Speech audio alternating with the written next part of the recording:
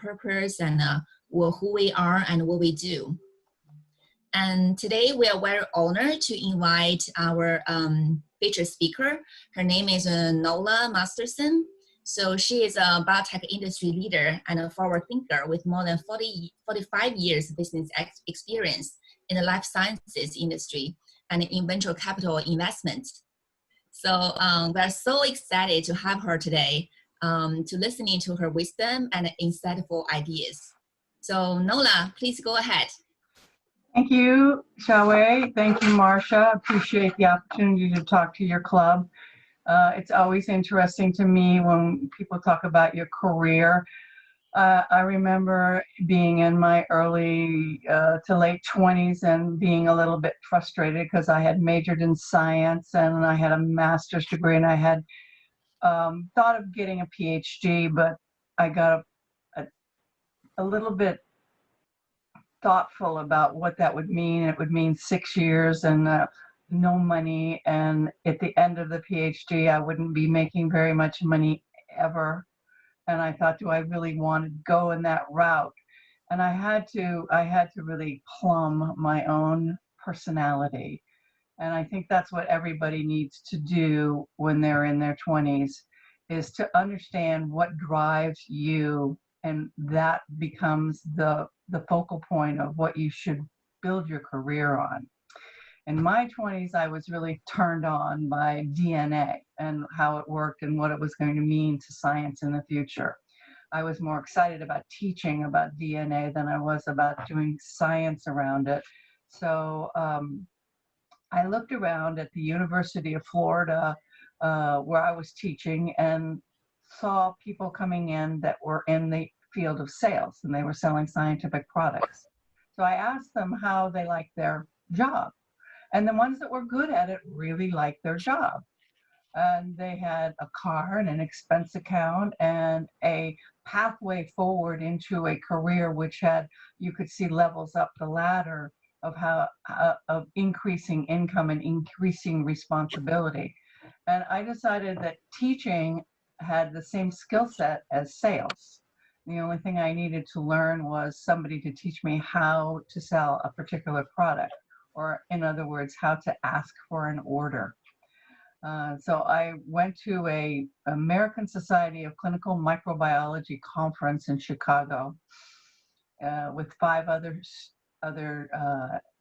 PhD students. And instead of going to the lectures, I went to the floor of the exhibits and talked to companies that were selling products that I knew something about. I had been trained as a medical technologist in college, and I had worked in medical labs in 4 different hospitals. And I found that I found my first job doing that with a company that was Bayer owned, called Ames Company, and they sold diagnostic products. And they taught me how to overcome objections, ask for an order, what they called in those days carry a bag, and talk about products. And I learned that being a teacher had been a wonderful way for me to put my skill set into sales, because I was just taking the teaching that I had learned and putting it into that same bucket. And the problem with being in sales was that you were always asked to do more than you did the last quarter. So the way most salespeople are treated is hero to bum, quarter to quarter, which I think may be changing in the 21st century. But salespeople are really quite motivated to do a good job and don't really need the carrot and stick that a lot of the companies have. But I went to Millipore Corporation and spent 8 years there climbing the corporate ladder after Ames Company. And that was wonderful because they were an entrepreneurial company. They had products that they weren't quite sure how they were going to be used. And their salespeople were called application specialists. And I got to talk science, and I got to be in the science realm without having to sit at the bench and do science, which to me was the perfect world, because I really liked learning and talking about it more than I liked repeating experiments ad nauseum and writing papers. And this is really back to how do you unfold a career, because you have to know what you're good at. You have to know where you're natural. And I was naturally a people person. I didn't think I was, but I found myself really enjoying that part of the job, meeting new people and talking to them about products in their life and how my products might fit with their science project. I was promoted out to the West Coast as the Western Regional Sales Manager at a time when biotech was just starting, 1978. And I had been the national account rep at Millipore for the NIH the year before. So I was really up to speed on what was going on in the field of DNA and science. And I felt like somebody had given me the candy store when I came to California, because biotech was really happening here in those early days. And I befriended not only the people that were selling products to biotech companies and the early employees at Genentech, but the venture capitalists that were backing those companies. And I found that they were having as much fun as the people that were doing the science, because they were creating financial products around the idea of how do you support early biotech companies, which were really basic science companies. And they did not have products. And they were as interested in forwarding the science with their venture capital dollars as I was in terms of making the products that I sold at Millipore fit into the early biotech companies.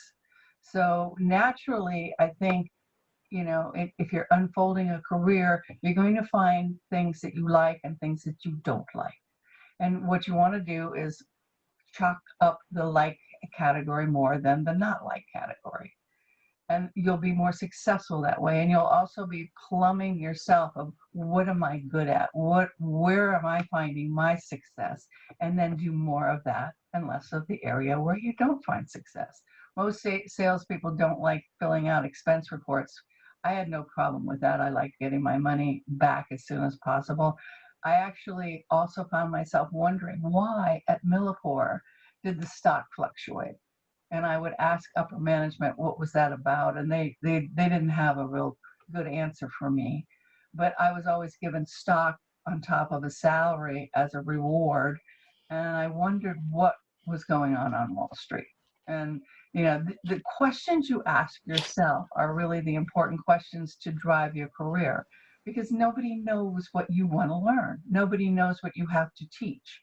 But those are the two principles upon which to build a career. What do you want to learn and what do you have to teach? And they change in every decade of your life. I remember my father saying to me when I was saying, I'm not sure I'm going to be a really good scientist. And he said, oh, Nola, you won't know what your career is until you're 50 and you look back. And he was right. Because it's not that you plot out a career and say, I'm going to go to Millipore and I'm going to become the president of Millipore. You know, I went to Millipore thinking, well, this is a great place for me because I can talk to scientists and I can be rewarded. It was easy. It was easy for me to make the sales happen. And then I said, I'm good at this. I want to teach salespeople how to do sales. I'm obviously got some skill there. So I became a manager of people, teaching them how to sell and going with them into the sales. And then when I found the venture capitalists, I went, I really want to make these guys part of my big universe. So I befriended Brooke Byers, who was one of the early venture capitalists in biotechnology. He had started Hybertech and GenPro, both of which were very early scientific companies. And we would talk science on the weekends. We became buddies. And I thought I wanted to help him. So how your career evolves, especially as a woman, is a lot of who you know, how much they want to see you be successful, and then how do you build your personal life around that. And in my personal life, in my early 30s, I wanted to have a child. I wanted to be married. So I got married at 32 and had a baby at 33, and that became a changing point in my career. I did not want then to travel 75% of the time. But I had these venture capitalists that I knew. I had a successful career under my belt. And I realized that the real thing I wanted to do was to roll up the biotech companies and talk to Wall Street about them so I could learn what was going on Wall Street, because I still had no one at Millipore would let me into the financial arena. And I was pigeonholed, and you're in sales and marketing. You're that's what you're good at. That's where we're going to keep you for the rest of your life. And there was a glass ceiling, as there usually is in most companies. And I had reached the pinnacle of my ability to climb that corporate ladder.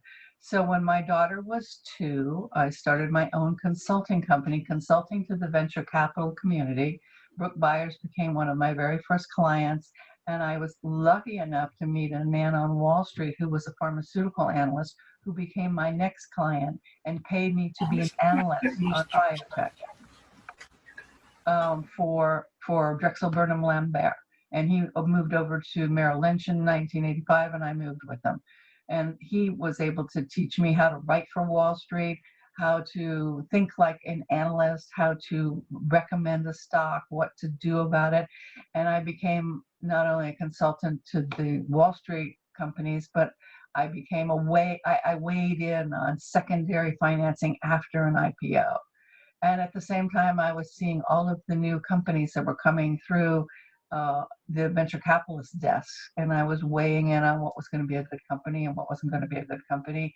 And I was able to cook up, as they called it in the Kleiner Perkins vernacular, a deal. So the first deal I cooked up in 1985 was IDEC Pharmaceuticals, where I put the team together, I put the board of directors together, and I sold the idea of doing research in that area to the board of directors of Kleiner Perkins. IDEC was later bought by Biogen. It's Biogen IDEC. They created one of the most outstanding drugs, Rituxan, that was marketed by Genentech. And then the next year, I started a company under Kleiner Perkins tutelage with Brooke called Insight Vision, and another company with Rodney Perkins called Resound. So I was I got the idea of how to read business plans, how to cook up a deal, how to put a board of directors together, how to get the early employees together, how to get all the science around a company locked up in the IP. And I learned a lot about lawyers. I learned about IP lawyers, intellectual property lawyers. I learned about lawyers that created corporate structure, how they would issue stock, what stock meant. And I found that by doing it, it meant more than just reading it. I mean, because you can go and get your MBA in finance, but you won't learn as much as if you had stock in a company and you watched it grow and you put the company together.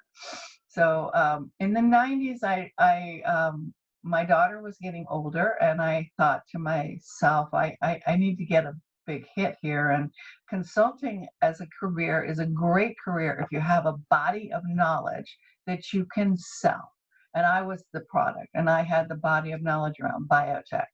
But by the 90s, there were a lot of people like me that knew what they were doing, and the biotech venture capitalists had hired them, and they were in-house, and they were analysts doing what I had done. So I felt like my early part of my biotech career was over, and the one thing I hadn't done was run my own company, my own biotech company. So fortunately for me, and I think serendipity is, if you put it out there, it will come to you. You just have to be open.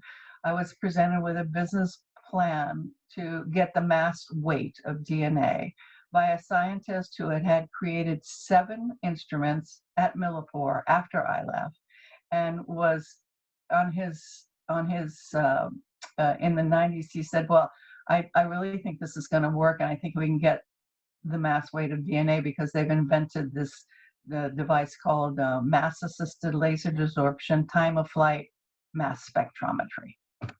And I went, that would be cool. I mean, Einstein said mass was important, E equals mc squared, so the mass of DNA would be a really good thing to have, and we didn't have it in the early 90s. We just had electrophoresis.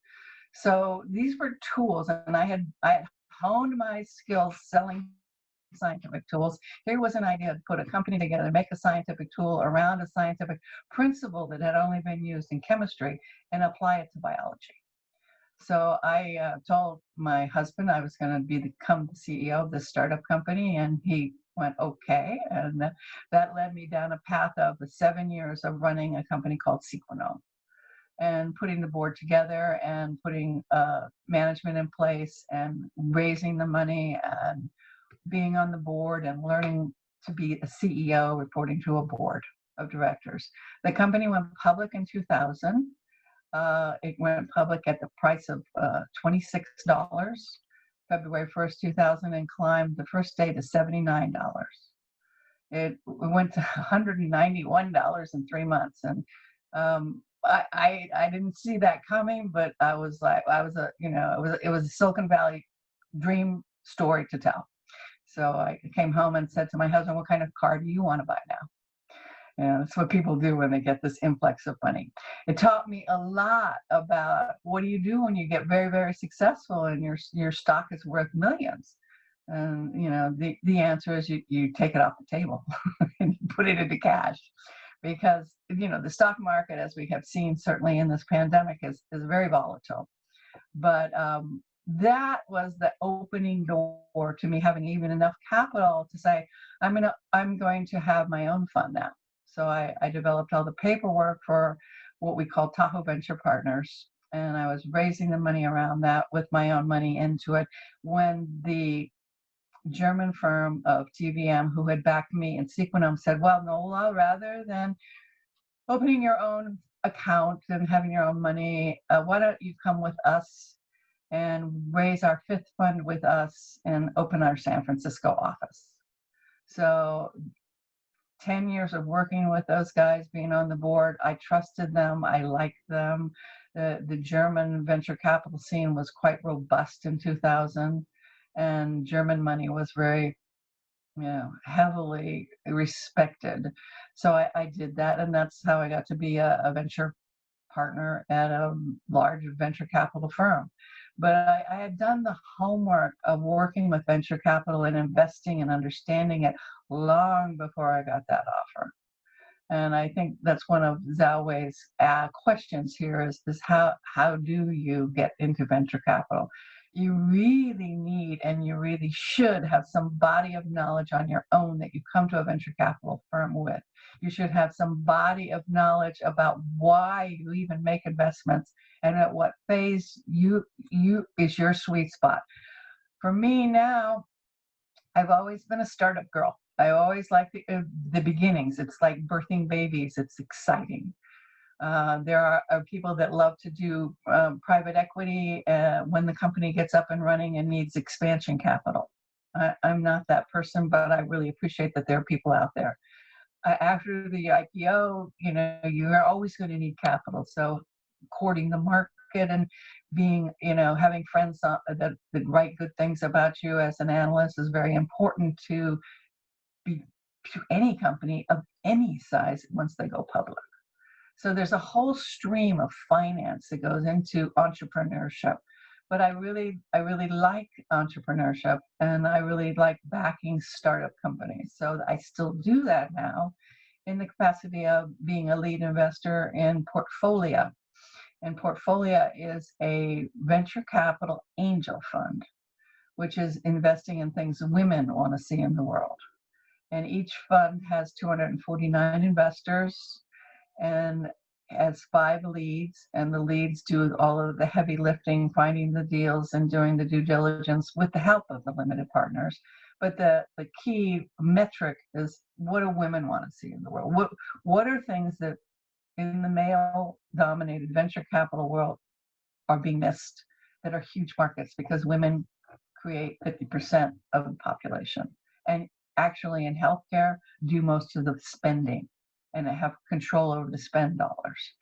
So that kind of, I never lost the love of DNA, but it's evolved. I'm now chairman of the board of a company called Prime Genomics, which is using RNA from saliva to test for breast cancer markers in saliva, which is going to hopefully be very precision medicine for people coming back for mammograms if they've ever had cancer, if they've ever had a biopsy, and we can give them a lot more information based on what the body's telling us through RNA rather than DNA.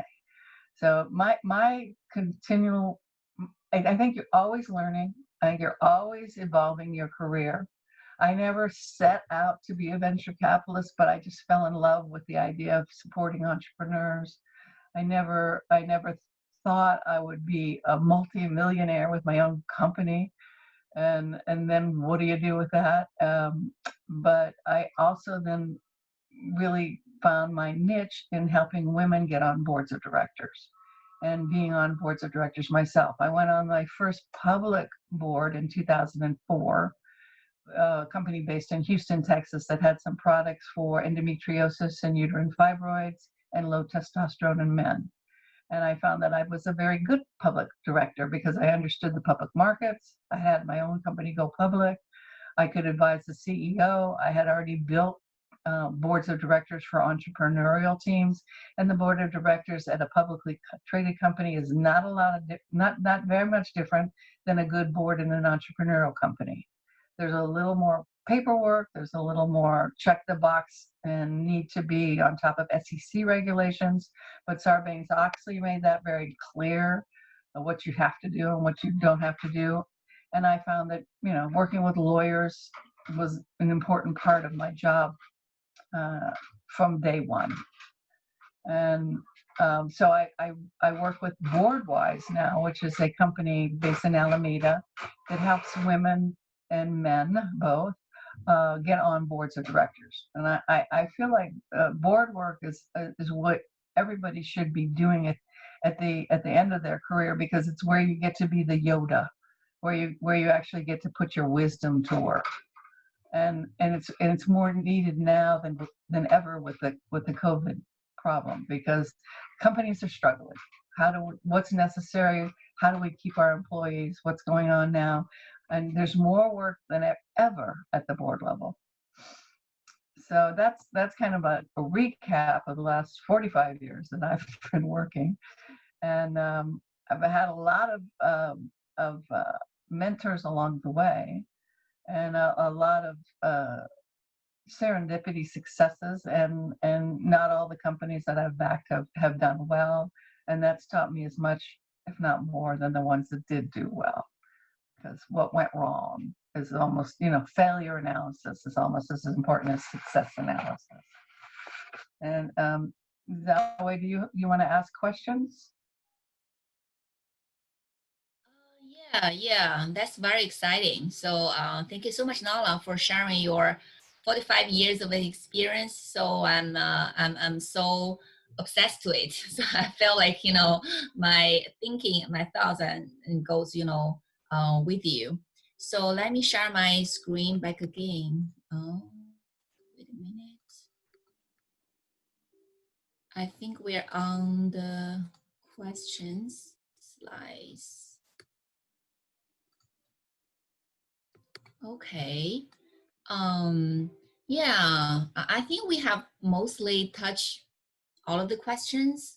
Like you gave us a very good introduction about your career background, the turning points, and how you navigate to venture capital industry, and the suggestions and the qualifications.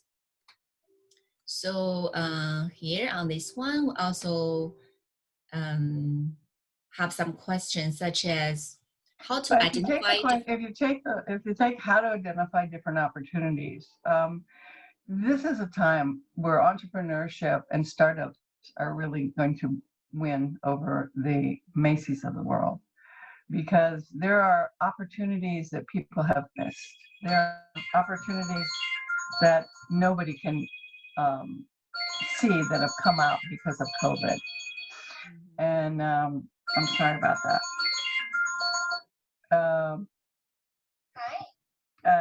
I'm on a Zoom call, sorry. Really, how do we take care of children? What happens to the mothers when they go to work?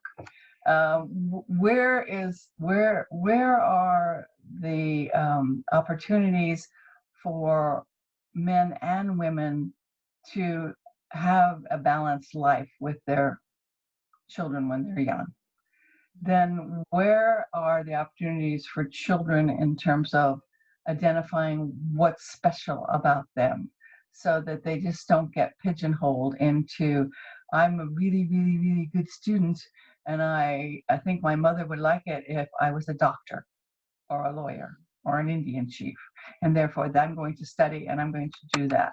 And I have an MBA, I have a PhD, I have an MD, and I'm really smart.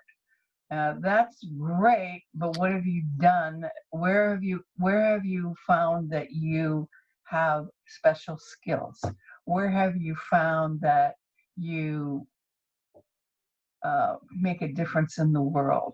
What have you found out about yourself that is your driving mantra? When I was in my teens, I went to a young life camp in the Colorado Rockies, fell in love with the Rockies, and also fell in love with the idea of love as a principle behind what I did in the world.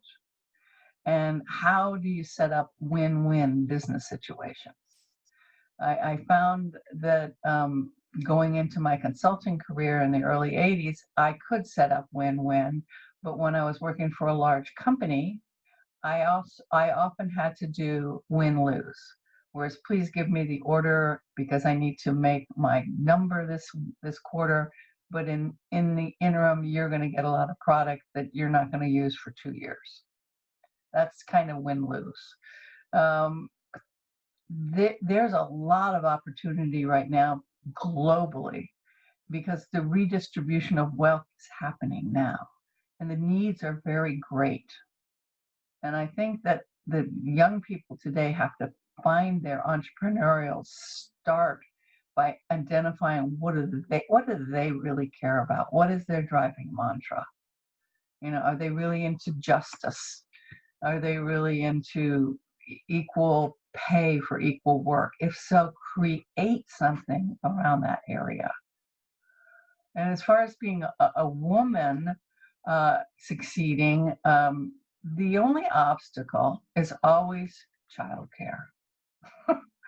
and you can hire people to clean your house. You can hire people to help you with your child, but at the end of the day, children need mothers and fathers to give them guidance and principles.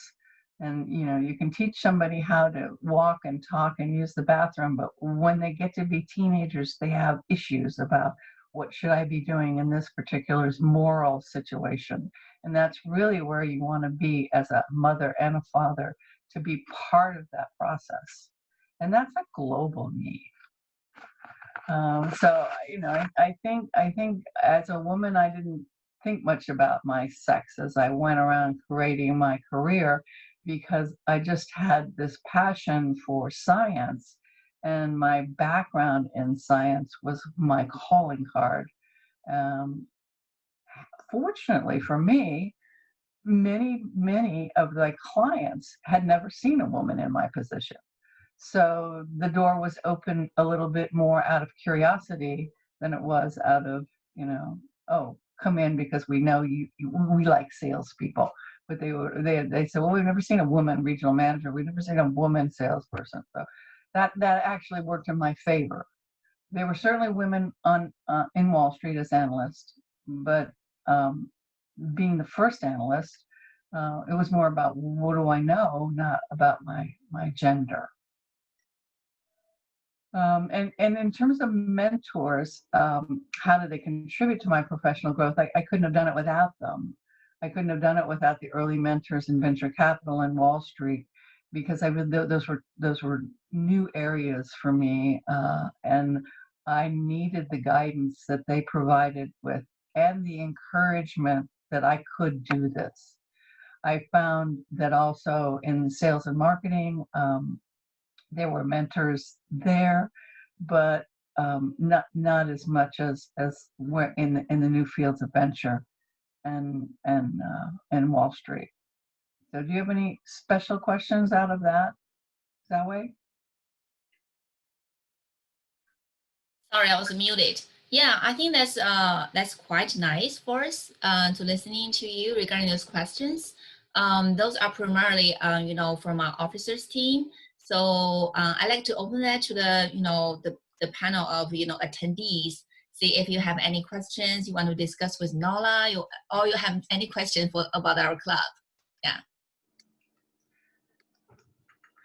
I guess you can unmute themselves and Yeah, I ask a think you question. can.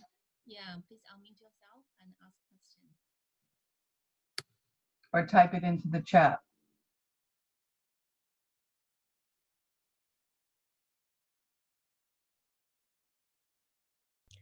Nola, I have a question for you. Yes, thank you, Marcia. Yeah, hi. Yeah, I mean, I've known you a long time, but I didn't realize the extent of your career and success, and that was very enlightening. So a question that I have for you is what, if you wanted to, you mentioned that you learned from failure. Were there any specific failures that are particularly memorable, and what did you learn from them that might be helpful to everybody else? Yeah, I'm happy to say that. So when Sequinal went public and I was richer than I'd ever thought I would be, I thought, oh, I can do this again easily. Not so, just not so.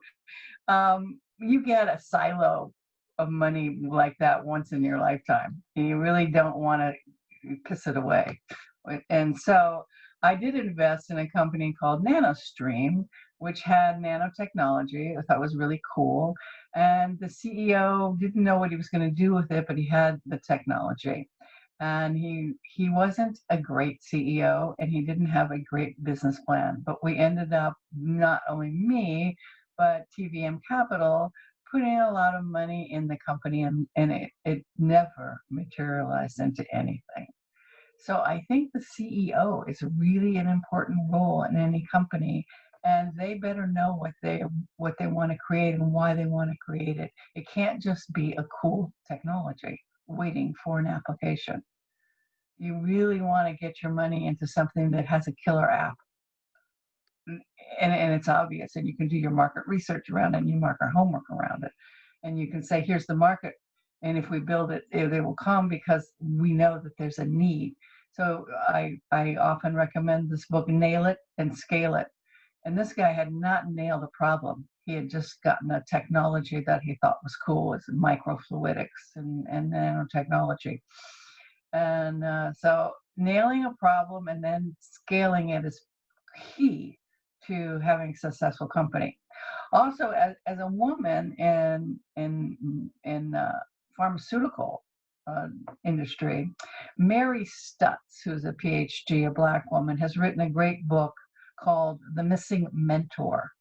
And if I was going to write a book about mentoring, I would just copy what she did. So I really highly recommend that for your MBA students in terms of the missing mentor, because she talks a lot about how to balance career and home life, and yet how to advance yourself inside of a larger organization like a pharmaceutical company.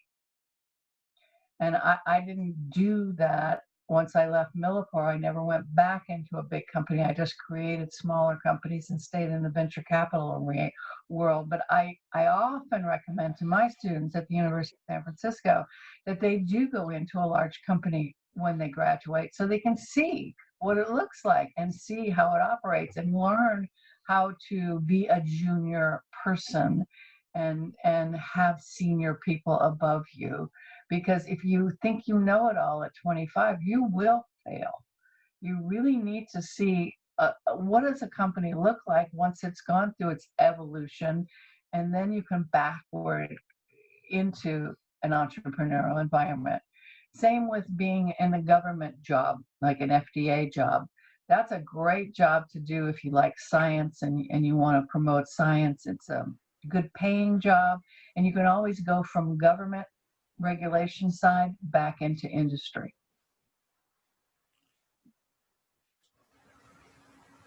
Does that answer your question? Okay, Bernie, you have a question. Full-fledged VC should be able to raise money, source deals, select deals, monitor them, add value, exit the deal, proper timing, anything else. What's most likely to get the first-time candidate VC opportunity? First-time candidate? I mean, a company? Someone who wants to get their first job as a venture capitalist. Their first job shouldn't be a venture capitalist. You should not go into venture capital right out of school. It's just not a good path unless you want to be the analyst in the back of the room analyzing deals. Now, I hired an MD, PhD, MBA, smart as a whip guy named John Choi when I started the TVM office.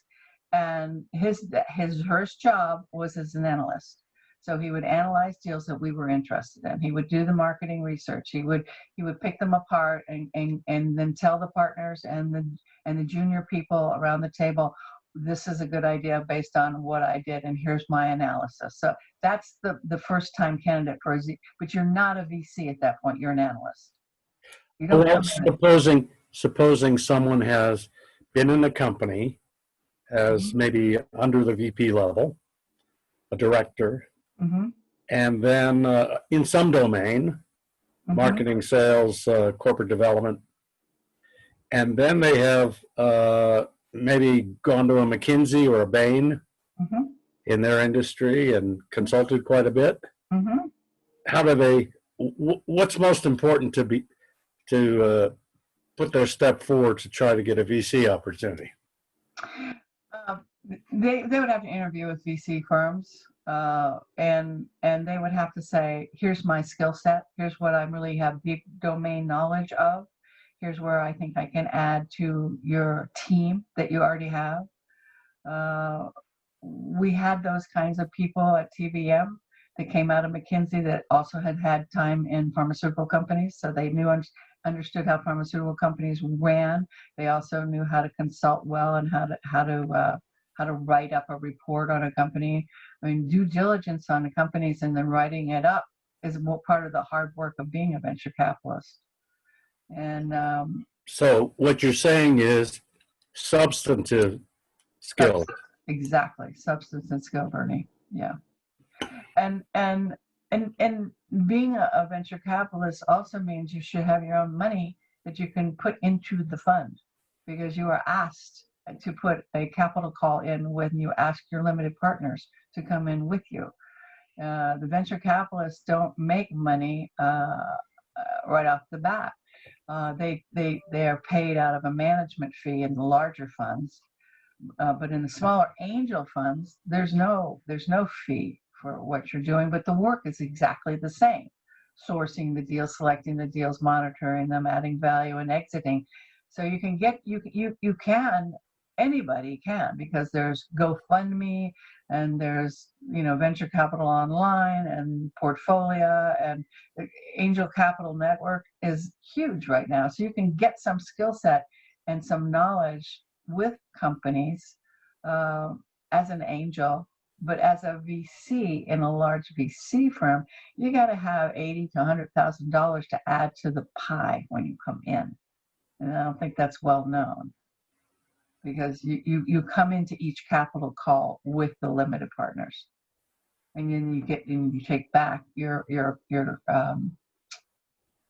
fee, your management fee, which is 2% of the total fund, divided amongst the partners.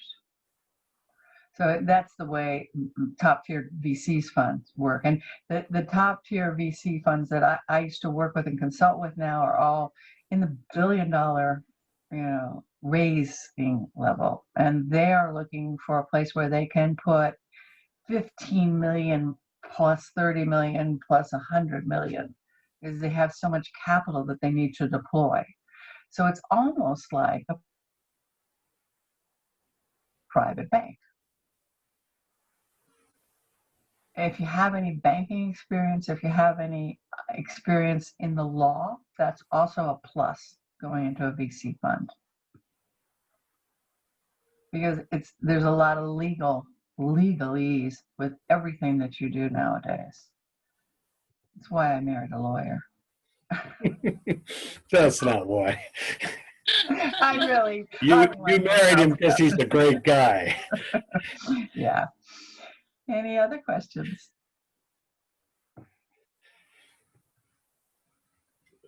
I think it's a great discussion. So yeah, continue the same theme. So say, for example, my background is like in physics and statistics. And currently I'm in a pharmaceutical company. And now I'm wanting to get the business acumen by acquiring this executive MBA degree. So as Bernie mentioned, so trying to gain more edge toward the venture capital realm. I wonder, so how to, and you also listed a lot of perfect, online, different online resources. I mean, how to gain that kind of a practical work to work with those venture Well, capital. Zoe, I think, if you want to be a venture capitalist, then you want to start to invest now in publicly traded companies on your own behalf. You want to start to get into an angel capital group and start investing in angel capital companies so that you have a feel for whether you're really good at that or not. Because it does take a certain amount of patience to watch your money go to work and then have nothing back for years. It's not a quick thing, venture capital. And it's also a lot of judgment around your ability to judge the deal. Is it a good deal? Is the management worth backing? Is there a market for this? If so, how do we address it? How do we market? How do you market in post-COVID times? We're seeing marketing strategies and sales strategies just fall away because this is the new reality. Is really, how do people buy, and are they only going to buy what they need? Has this consumer mentality taken a hit globally because people can't go shopping? Yeah, and everything's online. Yeah. So that really changes how you look at business plans now.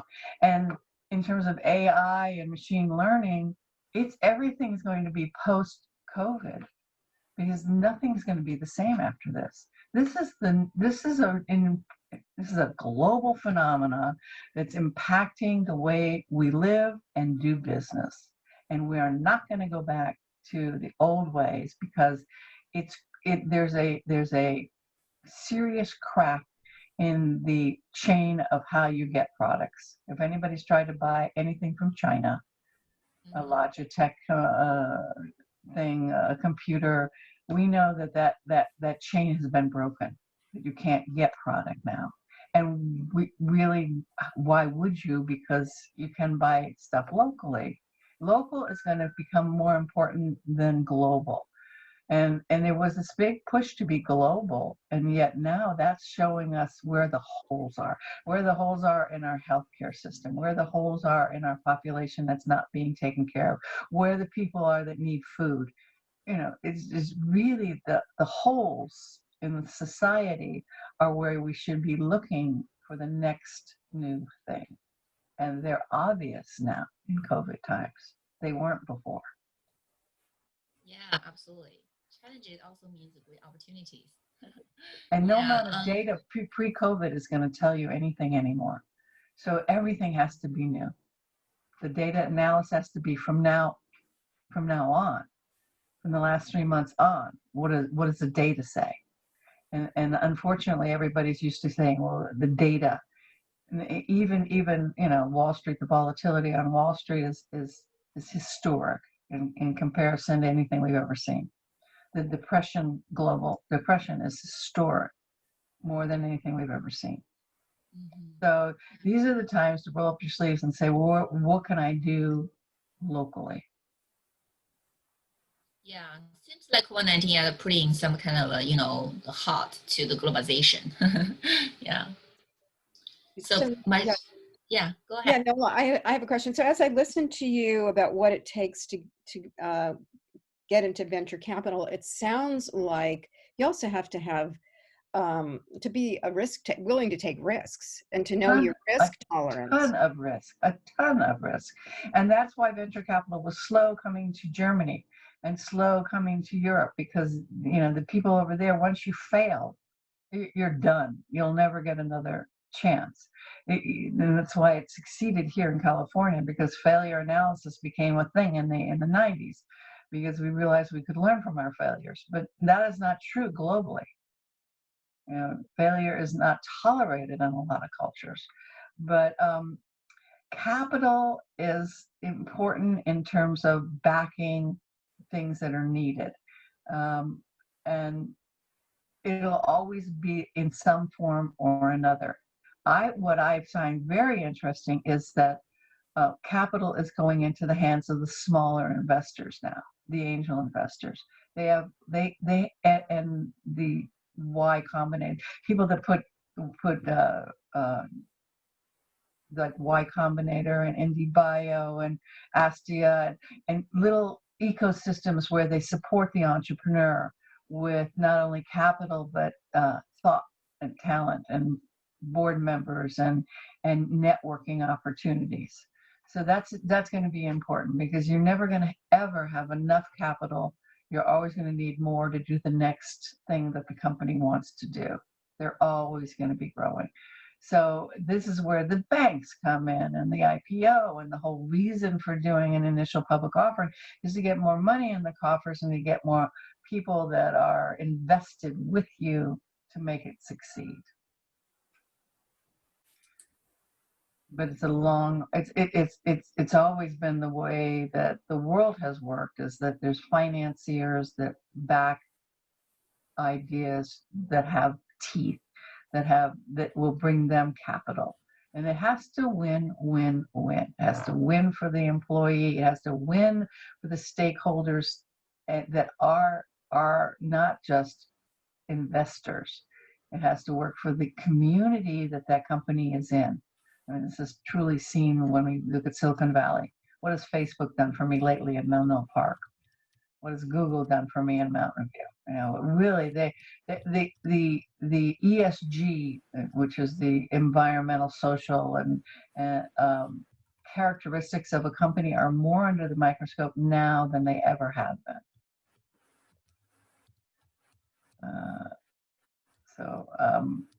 We have a question from Avram. Identifying an opportunity may not be tied to how much capital they have thrown at them, but more who are the other team members. And when selecting opportunities, should the quality of the company be a strong factor? Should the quality of the company people, I think what you mean, be a stronger factor? Yeah, you bet on the jockey. You're absolutely right. Not on the horse. The jockey, a really good jockey, can ride a horse, you know, to the finish line, whereas a poor jockey, even the best horse, will come in second or third, because at the end of the day, it's all about people making things happen, which is why I found sales to be a wonderful place to start my business career, because it made me realize that nobody buys anything until somebody asks them to buy it, and nobody knows about new products until somebody tells them about it, and it's still a people to people world out there, and that's why we'll always have business opportunities, but they're going to be different. Susie is saying, you're welcome. Opportunities abound in this time of crisis and where consumers' needs are. Research where the needs are and how to source locally to fill consumer need. Reinvent, repurpose, and then develop a business plan to pitch free capital financing for entrepreneurs of your business. Research and seek out mentors that can help. I don't think that's a question. Yeah, the people. My daughter is starting her own consulting company in sales, and she has had 19 years of sales in SaaS area, and she said, you know, the thing that people don't realize is that salespeople are very special in terms of they don't need to be prodded to do well, and the companies think that they're disposable and you can just hire somebody in and say, here's the product, make it sales. And she said, that's just the wrong-headed thinking. And she said, I think I'm bringing more of a woman focus to the whole idea of sales and sales management. And that is that your sales team is the first part of any business that people see.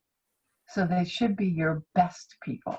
You should treat them the best, and instead of this hero to bum phenomena that I certainly found.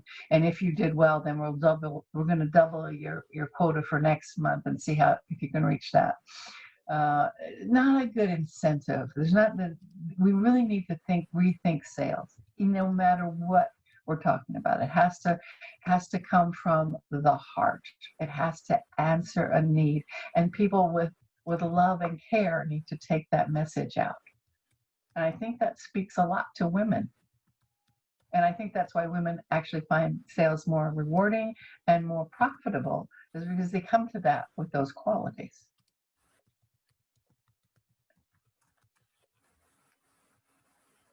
What else? So personally, my big failures have been picking the right guy to marry. Because when I was in high school, I fell in love with a young man that went to West Point, and he was the love of my life. And we got married when I got out of college, and he went off to Vietnam when we had only been together for a year. And that changed my life. And in Mary Stutt's book, the Missing Mentor, she writes about it because of his involvement in Vietnam, and my second husband, who passed away when my daughter was 9, the father of my daughter, he passed away and had been in Vietnam twice.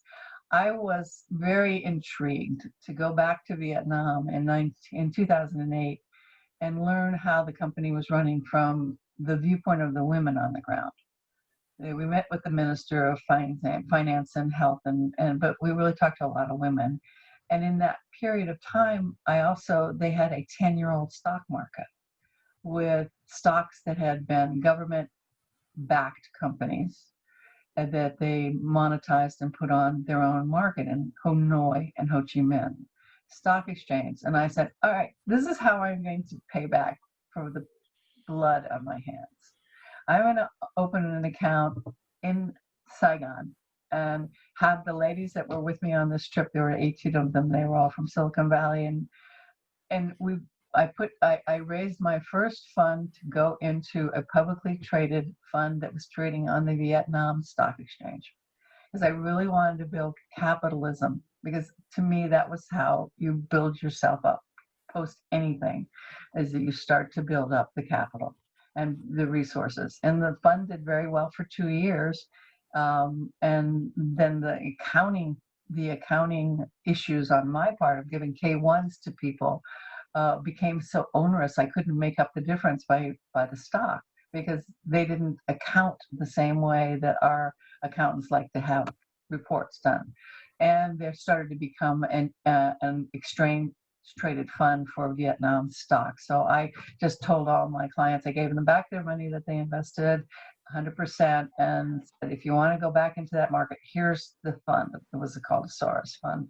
And that was, as you go through life, you're going to have things that really deeply affect you from a pain point. And I think that you should think about in your career, how do you make up for that? How do you come back from that? How do you make that right on your... Could you repeat that? There's a little fading on the sound. Just make sure that, as you have the bumps in the road that everybody's going to have, how do you make up for that when you build your career? How do you make that right within yourself? How do you give back to your own community while you're having a career, so that you never become so focused on work that that's the only thing that you do? And we really, at the end of the day, are here to have an experience as a human being. And that being is translating what I considered to be the focal point of my life, love, to the world. Some people have a different focal point, but you really want to know what your focal point is. Is it justice? Is it truth? Is it everybody needs to be empowered from within to build a career about something they care about. You can't just be filling in the boxes and saying, I did this and I did that, and now I'm a doctor. Because if you don't love patients, you're going to hate your job. And I found a lot of doctors really didn't like patients. They liked the learning of the medicine part, but they didn't like the patients. And so I think that's why you have 50 to 60% of people going into medical school now are women, because they're actually more caretakers. They're hardwired to do that. And they do the same thing when they come into companies, and they do the same thing when they go into venture capital. 3 of my favorite women friends are venture capitalists at Canaan Venture Partners. And they are very big into cancer and how can they drive the companies. And I always have them come lecture to my class at USF, because they're when you have 3 or more women together, they're forced to be reckoned with. And that means that they think through the problem from 360 degrees. How's everybody being affected by this? Not just let's build it and beat the competition and be the best and be the first and be that. It's more of a how's this going to sustain itself long term, so that if people go to work here, they'll have a job for a while. I mean, it's not a flash in the pan. Any other questions? I think we're almost. How long is this meeting? It's 11:45. Yeah, I think we have the meeting until 12. Okay. I may I have the last question if there's no other one? Yeah, I wonder, it's like I know you are being, you've been serving as a CEO, and also you have a lot of senior executive role. I know for those roles are really stressful. And meanwhile, for women, you also have a life and child to care. So I wonder, how do you manage the stress and to keep focus? You get a lot of help. It takes a village. I had nannies. I could write a book about the nannies I have had. Nobody does anything alone. In terms of family, it really does take a village, and the more people you have helping you, the better for your child. It's really, the ability to ask for help is an important aspect in anyone's career, because no one is good at everything. And so I had to say, when I started my consulting company, I'm really not very good at accounting. I didn't, I could get my expenses in, but putting a balance sheet together every month was not fun. So I always hire accounting people. I have never not had an accountant. I always hire lawyers. I don't know the law. I don't like learning law, and I don't like wordsmithing legal documents. But people love that. Good lawyers love that. So, I mean, you have to just find people to support in every role. And that's true of management teams. When you're doing venture capital investment, you have to say, what's the strength of this management team? Because one of the companies I'm on the board of now has a good CEO, but he doesn't know the science as well as the COO. And she's much better at explaining it to people than he is. But they're a team. And I appreciate teams, because I understand that there's a division of labor. Nobody can know everything. And it's good to have men and women together, because they think differently. And viva la difference. You actually make better choices when you have different ideas put at the table than if it's all, everybody singing the same song. It gets boring, actually, and doesn't solve problems. And everyone has a different problem-solving style. So when I work with BoardWise and people want to be on boards, there's a test that they have, a board bona fide test. And it is a really good sociological tool. They've used it for elections and analyzing deep issues, but they can analyze your personality and tell you what your long suit is, and tell you what your problem-solving style is. And then when you go to be on a board, you can say, I'm a deep domain expert in XYZ, and I think you need that on your board because I don't see anybody on your board that knows as much as I know about this technology. Or I can say that, you know, my deep domain expertise is I can see what needs to happen here, and I'm a unifier, and I'm going to pick 5 different people and unify them around a common theme and get this done for you. And that is what I do. That's my long suit, and I didn't even know it until I took that test. So I find these little gems, and then I spread them out to all my friends. Say, you should take this test, and you should see what your long suit is. And every once in a while, and 1 in 800 of the test takers, you'll find someone that is a statesman that has every quality in equal amounts. And that is a treasure person. That's usually a chairman of the board, a joint chief of staff, a general, somebody that's really good in every category equally, really usually rises to the top as a great leader or statesman. And you can test for that. So, a good salesperson. I definitely, feel you have very strong presence of confidence. Yeah, I think you're definitely going to be successful in any role. Yeah, thank you. Thank you for everyone for this phenomenal event. So I feel really inspiring by listening to Nola's talk and sharing your wisdom. And I feel like I also got, encouraged and motivated by, listening to different discussed questions. So yeah, thank you everyone for attending. So yeah, we'll see you next time in the next event. Happy Father's Day. Happy Thank Father's you. Day. Thank Happy you so much, Father's Day, everyone. Bernie. Take care. Take care. Thank you. Bye-bye. Bye. Mhm.